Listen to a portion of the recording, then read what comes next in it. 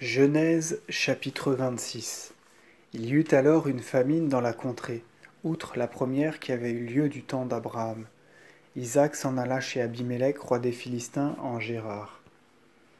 Car le Seigneur lui apparut et lui dit, ne descends pas en Égypte, mais demeure en la terre que je te dirai. Demeure en cette terre, je serai avec toi, je te bénirai, je donnerai toute cette terre à toi et à ta race, je maintiendrai le serment que j'ai fait à ton père Abraham. Je multiplierai ta postérité comme les étoiles du ciel, je donnerai à ta race toute cette terre, et toutes les nations de la terre seront bénies en ta postérité. Parce que ton père Abraham a écouté ma parole, a gardé mes commandements, mes préceptes, mes jugements et mes lois. Et Isaac demeura en Gérar. Les hommes de la ville l'interrogèrent au sujet de Rebecca sa femme, et il dit c'est ma sœur, car il avait crainte de dire c'est ma femme, de peur que les hommes de la ville ne vinssent à le tuer à cause de Rebecca, parce qu'elle était d'une grande beauté. Il fut longtemps en ce lieu, et Abimélec, roi de Gérar, s'étant penché à la fenêtre, vit Isaac jouant avec Rebecca sa femme.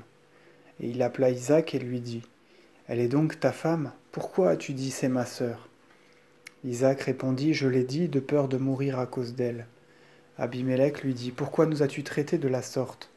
Peu s'en est fallu que quelqu'un de notre race n'ait dormi avec ta femme, et tu nous aurais fait tomber par ignorance. Abimélec aussitôt donna ses ordres à son peuple, disant, quiconque touchera à cet homme ou à sa femme périra. Isaac ensemença cette terre, et il obtint cette année de l'orge au centuple, car le Seigneur le bénit.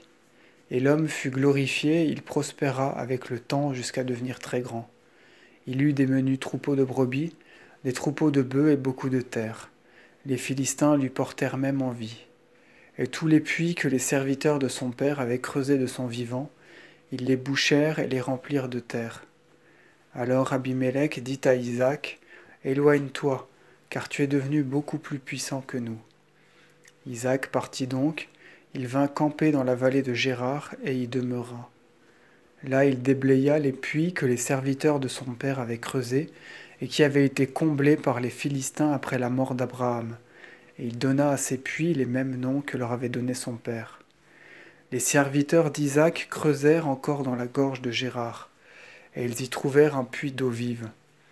Sur ce, les pâtres de Gérar combattirent contre les pâtres d'Isaac, disant que l'eau leur appartenait. Aussi, les serviteurs d'Isaac donnèrent-ils à ce puits le nom de puits de l'iniquité.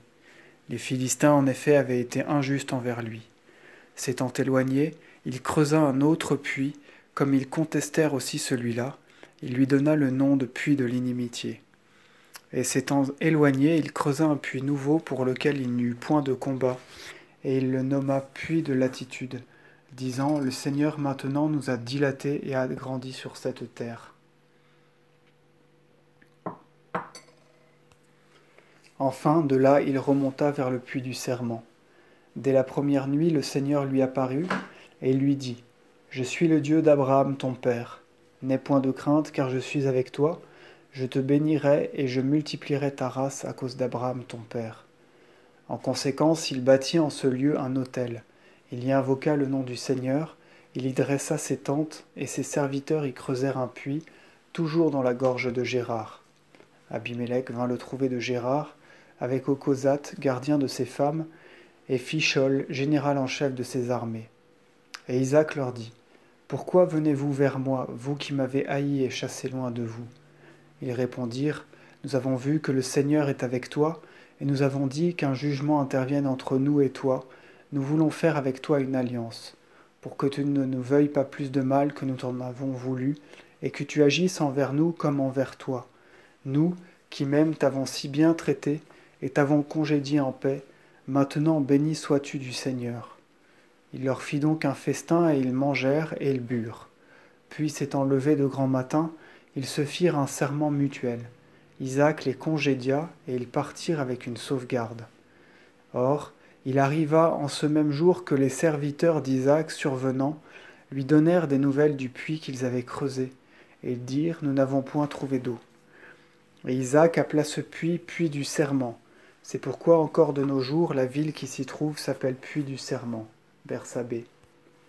Or Ésaü avait 40 ans, et il prit pour femme Judith, fils de l'Héthéen Béoc, et Basmath, fille de l'Héthéen Élon.